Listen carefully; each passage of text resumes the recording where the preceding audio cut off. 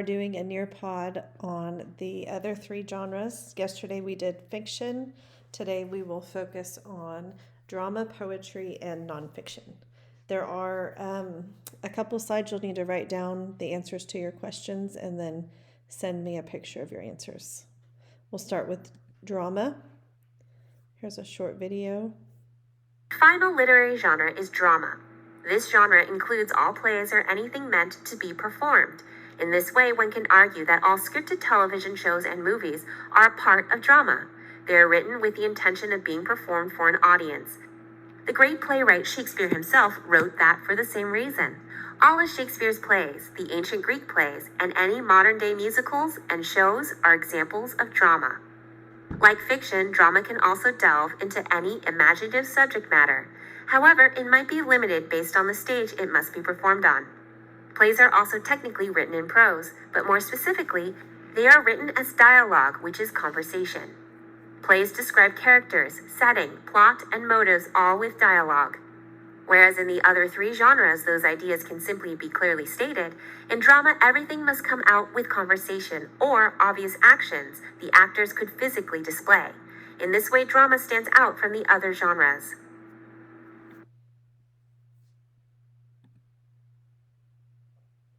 Here are some of the elements of drama, including acts, actors, script, dialogue, scenes, props, theater. A drama is a story told in front of a live audience. Poetry is the next genre up next. A main literary genre is poetry. All poems share specific characteristics. For example, poetry is written in lines and stanzas instead of sentences and paragraphs. Some poems follow strict rules as to the number and length of lines and stanzas, whereas many poems are much more free-flowing.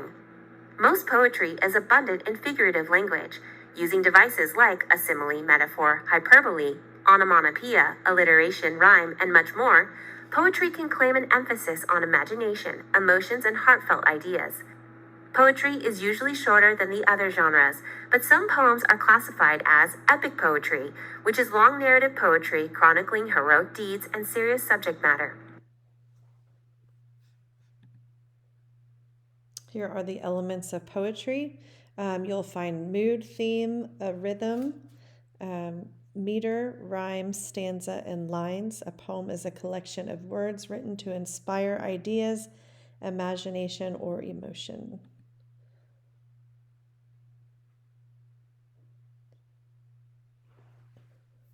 You actually will only get to answer this first question because it won't let me climb in the preview mode. So literature that appears in verse, you need to tell me, is that poetry or drama? The last genre we're going to look into is nonfiction. Here's an introduction to what nonfiction is. Oops.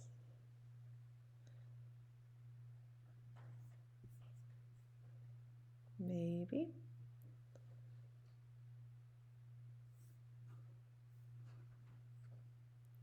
I don't know what's happening. There we go.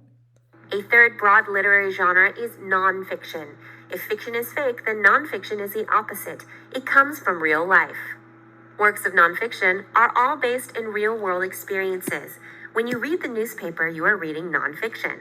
Other examples include journals, diaries, biographies, autobiographies, and essays. Nonfiction can also use figurative language. However, it is not as abundant as in poetry and even fiction. Figurative language in this genre generally comes through common phrases, which are well known and used on a daily basis by many. These pieces are written in prose, like fiction, and sometimes even in chapters. For example, the popular book, Anne Frank, Diary of a Young Girl, is broken up into her specific diary entries. This book is simply a published diary written by a teenage Jewish girl who hid from the Germans in World War II. The diary was found after the girl perished, and her family published it without changing the written words. What Anne wrote was real. It was her life and a great example of nonfiction.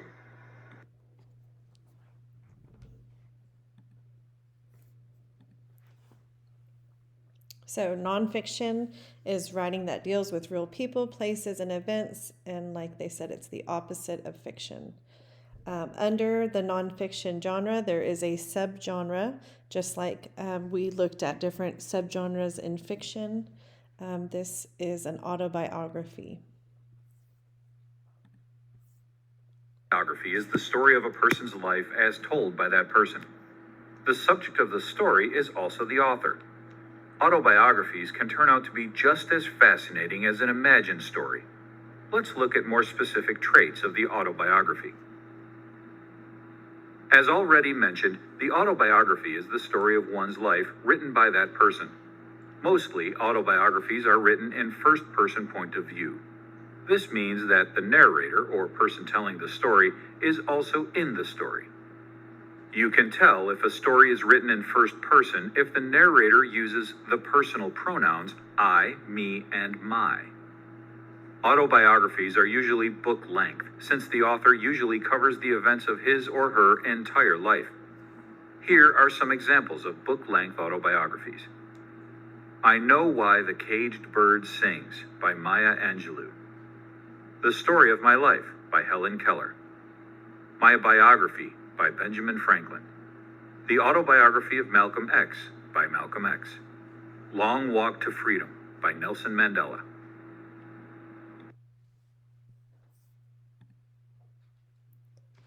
Here's a breakdown of autobiography, and here's a question you'll need to write down on your piece of paper. If you were writing your own autobiography today, what are 3 important events that have happened in your life that you would include in your book? So 3 things. The next is biography, subgenre of nonfiction.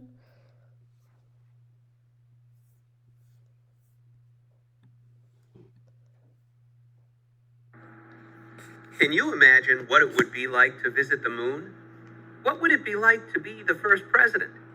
A great way to experience adventures is to read about others who have accomplished amazing things. A biography is a true story about someone's life. Biographies tell about famous people or ordinary people who have done exciting things. They usually center on one person's life and how they have contributed to the world.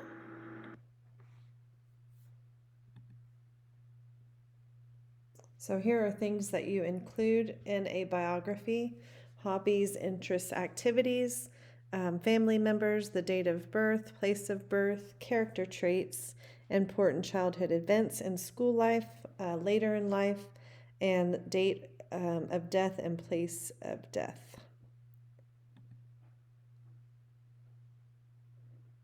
You'll need to write the answer on your paper. If I was writing a biography about you, what are 3 character traits I would include to describe the type of person you are?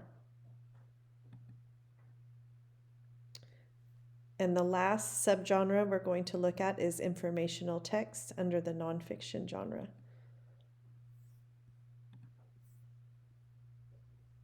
Today we learn new information. Sometimes this just happens, like when we watch a news show or learn a new hobby. Maybe a friend shared something with you that was completely new to you. Other times we may plan to learn new information. This can happen when you study or when you seek out new ideas through research. Oftentimes, the mission to find new ideas leads you to informational text. Informational texts are factual nonfiction writings. Informational texts inform the audience in an organized, easy-to-follow format. Informational texts can be essays, articles, books, handouts, or brochures. Informational texts have unique qualities that make them easy to identify. They all contain similar organizational features, such as a table of contents, preface, index, and glossary. They also follow a similar structure and patterns.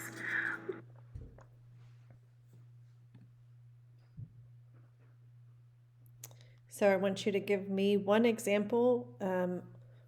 You probably don't want to draw a picture, but you could if you'd like, of an informational text that you use in your everyday life.